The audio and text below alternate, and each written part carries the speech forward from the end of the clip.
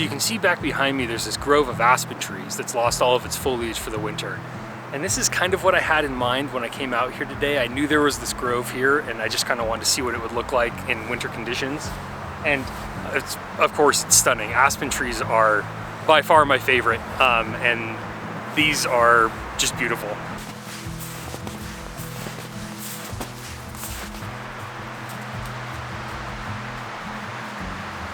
You know, one of the coolest and creepiest parts about aspen trees is the eyes.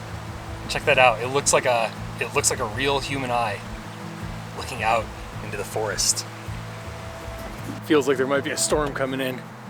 Kind of looks like there might be a storm coming in too. I'm starting to feel a few little flakes of snow, which actually might be kind of cool. If it started snowing, that would be really nice. It'd be some really cool atmosphere.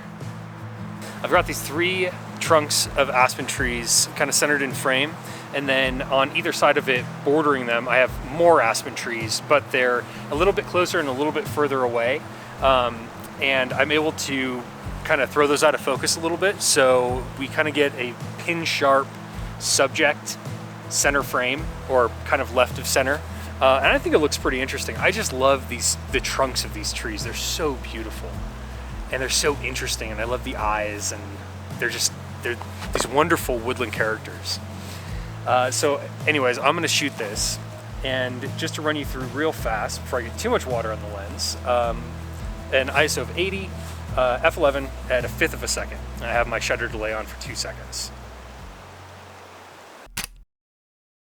I really like the subject of this composition, but overall it's just way too busy. That said, I am excited to come back and try again. This is one of those times you got to be grateful for waterproof gear, because my camera is soaked.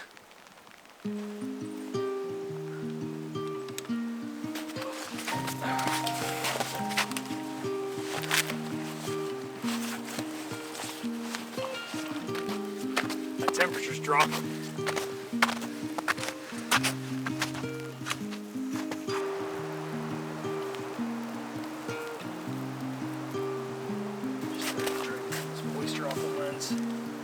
Yeah, that kind of works. It's smearing it around.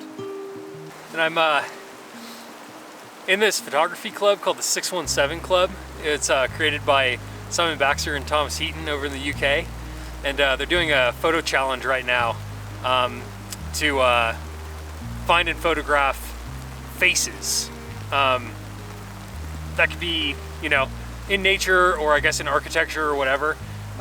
I'm a wilderness photographer, so I'm looking for them in nature, and these aspens, I think, are a great example of how to find well, at least eyes. It's very expressive, you know, like the eyes. It's raining so hard.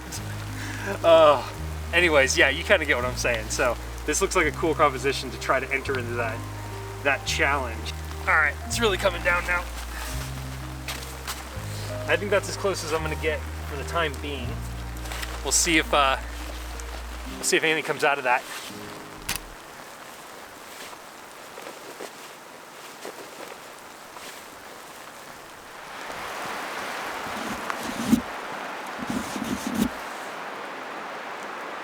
I went a little ways up this trail I was on, and I found this like really cool composition that I think would work really well. It's kind of creepy. It's kind of cool. It's a little weird. But it's like these 2 eyes of these aspens are aligned perfectly to look like a face. The rain, how it's hitting the trunks, it kind of looks like, it almost looks like they're weeping a little bit. It's kind of cool. I gotta shoot it. Anyways, but to do that I gotta change lenses. The rain's let up just a little bit, so I think that's a good sign. Maybe we'll have a little reprieve here. Okay, I'm gonna get set up and shoot this. I'm set up and I'm composed on this little grove of aspen. I keep forgetting aspen's like a single organism that spreads out for like a huge area. I really wish there was a lot more snow right now, because the ground's really patchy and I want to include the ground in this composition. But I'm still going to shoot it because if nothing else, I want a memory of it. I took a quick picture with my phone too, because my phone automatically records the coordinates, so I can come straight back here. And I think I'm going to, on the first I'd say the next big storm we have, just throw the snowshoes on and come out, and I think this would be absolutely perfect. I think it'd be like it'd be awesome. If I could get out here while it's snowing, that would be ideal. Anyways, pretty simple composition. F4 a 50th of a second, ISO 80. I'm gonna go ahead and shoot this. I think it still looks pretty cool, even though the conditions aren't ideal, and you guys can take a look.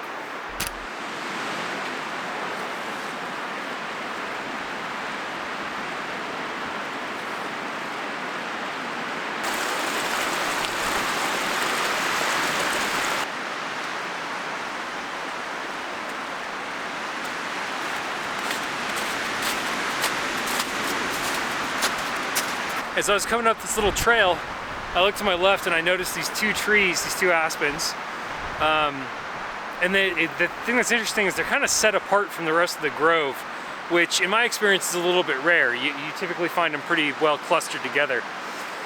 But these ones really stood out, and I walked up this hill a little bit and realized that I can shoot down towards these trees, and it gives me the perspective of I can shoot down towards these trees and avoid a lot of the little like patches of sky peeking through the canopy of the forest beyond them. And I think that's gonna look pretty cool. Hopefully. Let's try this out. I'm gonna set up.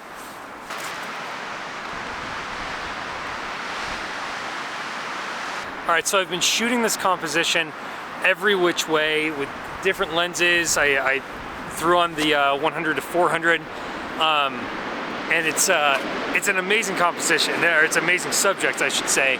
My composition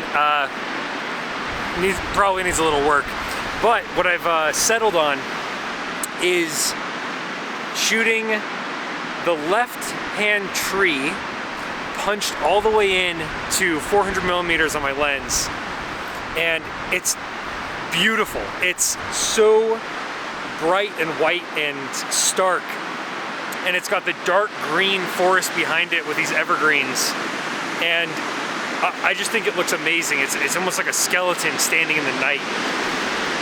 Anyways, I'm gonna shoot this final shot of the day. 1/4 of a second f11, ISO of 80. Trying to wait for a little break in the wind because it's rattling my tripod and I can feel the vibrations. There we go.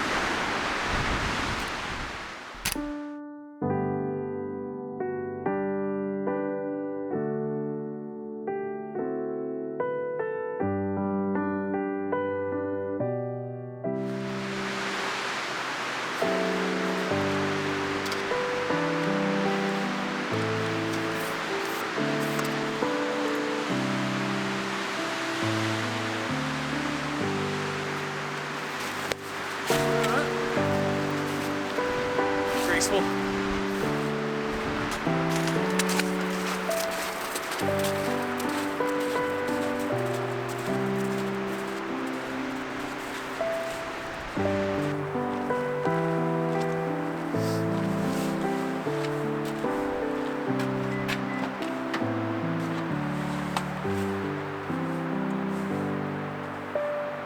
All right, guys, that's about it for me. Awesome day of photography today, and just a great day to be out in nature. It's absolutely beautiful out there.